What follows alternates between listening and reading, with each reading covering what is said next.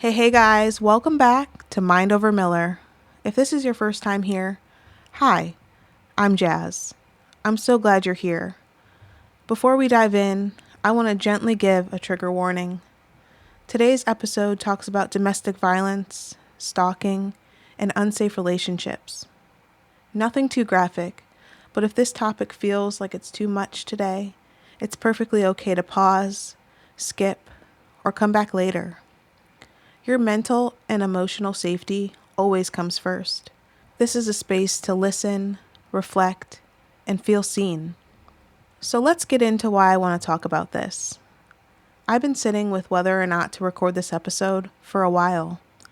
And the truth is, I didn't want to get it wrong. I didn't want to sound like I was preaching. I didn't want to scare anyone. And I especially didn't want anyone to feel judged. But I realized the conversation matters too much to stay silent. Recently here in Columbus, Ohio, there was an update in the case involving the Tepe family. Authorities identified the person responsible as the wife's ex-husband, and both she and her current husband lost their lives. I want to pause here and say this clearly. I'm not sharing this for shock value. I'm not sharing details. I'm sharing it because it's a painful reminder of something we often avoid talking about. Sometimes danger doesn't look like what we expect. Sometimes it's not a stranger. Sometimes it's someone who refuses to let go, even when you've made it clear that your life is moving forward.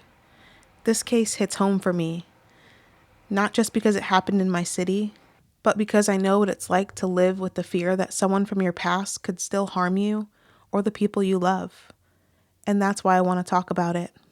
Because talking, listening, and knowing what to look out for can save lives. We often imagine danger as something that's loud, immediate, or obvious. We imagine dramatic moments, confrontations, or situations we can see coming. But for many, danger is quiet, persistent, exhausting. It creeps into your everyday life in ways that make you question your own perception. It looks like someone who won't accept no, someone who refuses to respect your boundaries, someone who continues to show up even when they were explicitly told to stop. It can feel invisible to the world. Even friends, family, or coworkers might not see it, or they might minimize it, or even assume it's not that serious. But here's the truth. Your fear is valid.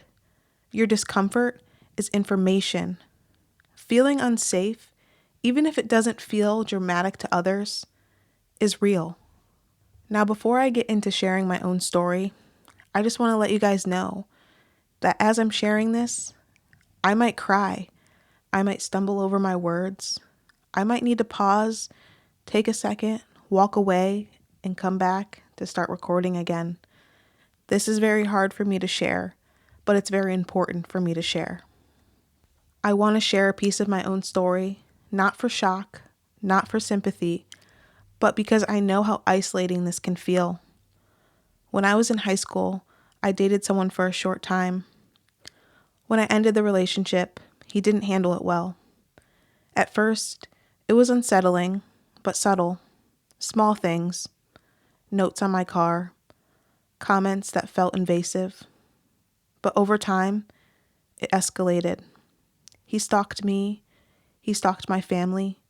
He made threats to the people that I care about. One of the threats being harming my then boyfriend, now husband.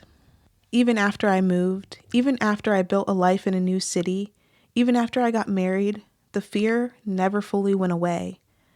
Every year for 9 years on my birthday, I would get a long, invasive text message. Even when he was incarcerated, he found ways to reach me. I would block numbers. He would get new ones. I lived in a constant state of alert, every day wondering, is today the day that something will happen? Did he follow me here? Is he watching my home, my husband? That kind of fear is exhausting.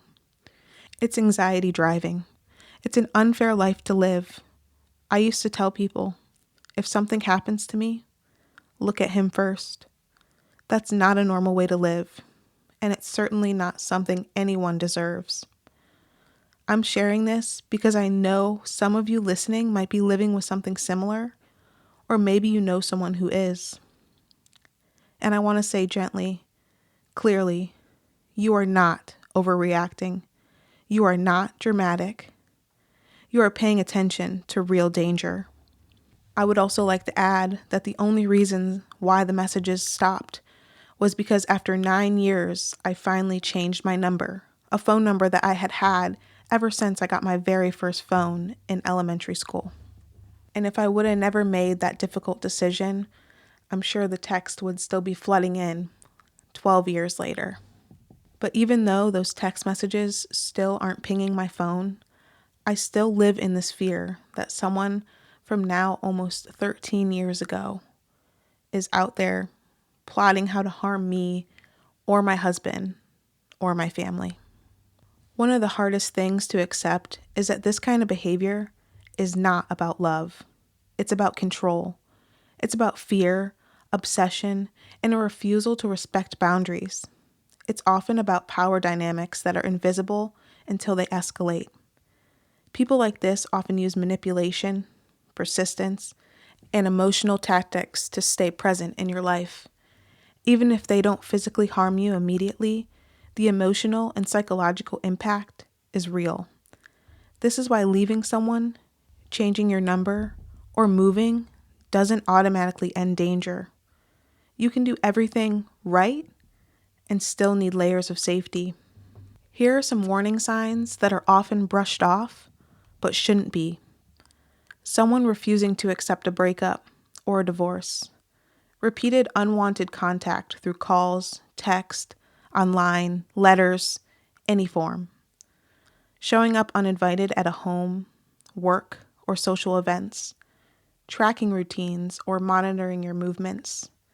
Threats towards you or people that you love. Using intimidation to control your choices. Avoiding blocks and not respecting your boundaries. Hearing this might feel familiar or even triggering. That's okay.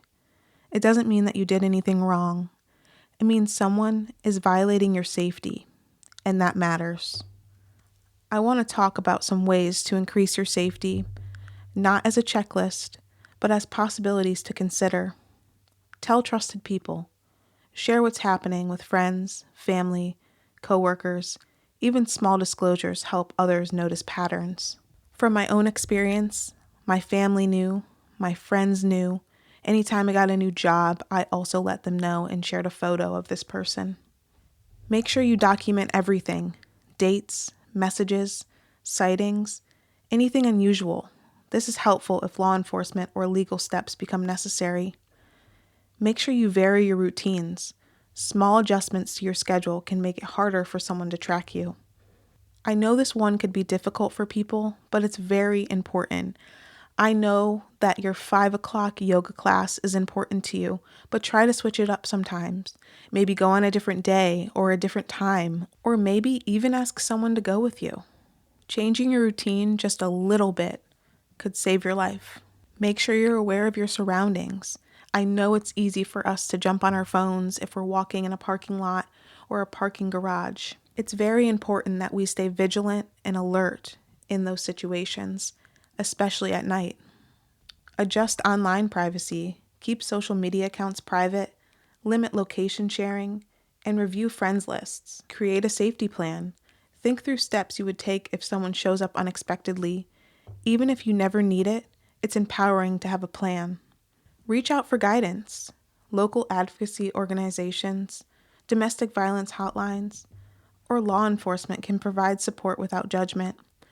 And most importantly, you don't have to wait for things to get worse to take safety seriously. Even small, proactive steps can create peace of mind. And for anyone listening who feels unsure, if you're thinking, it's not that bad, other people have it worse, I don't have to make a big deal. Please, please hear this. Your fear is valid. Your safety matters. Your life is valuable. You deserve to live without anxiety over someone else's obsession. You deserve to sleep without fear. You deserve to walk out your front door without questioning whether someone is watching you. And you deserve to seek help even if it feels dramatic to others. I want to leave you with some affirmations. If you or someone you love is living with fear, say these with me. I'm allowed to set boundaries and enforce them. I'm allowed to feel safe in my own life. My intuition is valid. Asking for help is strength, not a weakness. I am not responsible for someone else's choices or behavior. I know talking about this is uncomfortable. I'm sure you can hear my voice cracking and how emotional I'm getting behind this mic. But silence is more dangerous. If this episode helps even one person feel less alone, more aware, or more empowered to take a step towards safety, then it matters. You deserve peace. You deserve safety. You deserve a life that isn't ruled by fear. And if this episode brings up feelings or memories for you, please be gentle with yourself.